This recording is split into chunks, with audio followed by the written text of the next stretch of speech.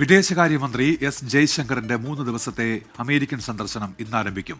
US state secretary Marco റൂബിയോയുടെ ക്ഷണമനുസരിച്ചാണ് സന്ദർശനം.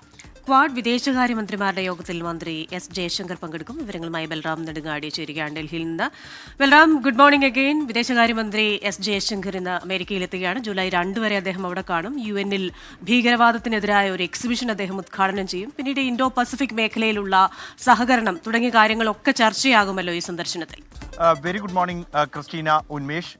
വിദേശകാര്യമന്ത്രി doctor S ജയശങ്കറിന്റെ US സന്ദർശനം ഇന്ന് ആരംഭിക്കുകയാണ്. ജൂലൈ 2 വരെയാണ് അദ്ദേഹത്തിന്റെ സന്ദർശനം. ഇന്ത്യയെ സംബന്ധിച്ചിടത്തോളം ഏറെ നിർണായകമാണ് വിദേശകാര്യമന്ത്രി എസ് ജയശങ്കറിന്റെ ഈ US സന്ദർശനം എന്നുള്ളത്. പ്രധാനമായും അദ്ദേഹത്തിന്റെ യാത്രാ ലക്ഷ്യം എന്നുള്ളത് ക്വാഡ് വിദേശകാര്യമന്ത്രിമാരുടെ യോഗത്തിൽ പങ്കെടുക്കുക എന്നുള്ളത് തന്നെയാണ്. US സ്റ്റേറ്റ് സെക്രട്ടറി മാർക്കോ റൂബിയോയുടെ ക്ഷണപ്രകാരമാണ് അദ്ദേഹത്തിന്റെ സന്ദർശനം എന്നാണ് കേന്ദ്ര വിദേശകാര്യ മന്ത്രാലയം അറിയിച്ചിരിക്കുന്നത്.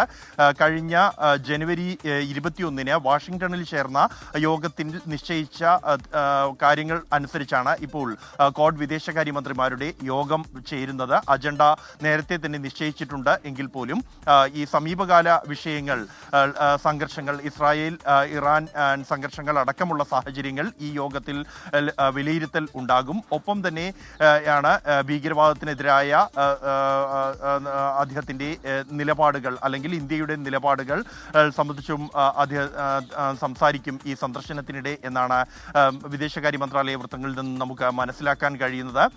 ഈ ഇൻഡോ പസഫിക് മേഖലയുടെ സുരക്ഷ, സ്വതന്ത്രവും സുരക്ഷിതവുമായ ഇൻഡോ പസഫിക് മേഖല ഉറപ്പുവരുത്തുന്നതിന് ഉള്ള ചർച്ചകളായിരിക്കും ഈ ക്വാഡ് വിദേശകാര്യമന്ത്രിമാരുടെ യോഗത്തിൽ ഉണ്ടാവുക എന്നാണ് വിദേശകാര്യ മന്ത്രാലയം അറിയിച്ചിരിക്കുന്നത്.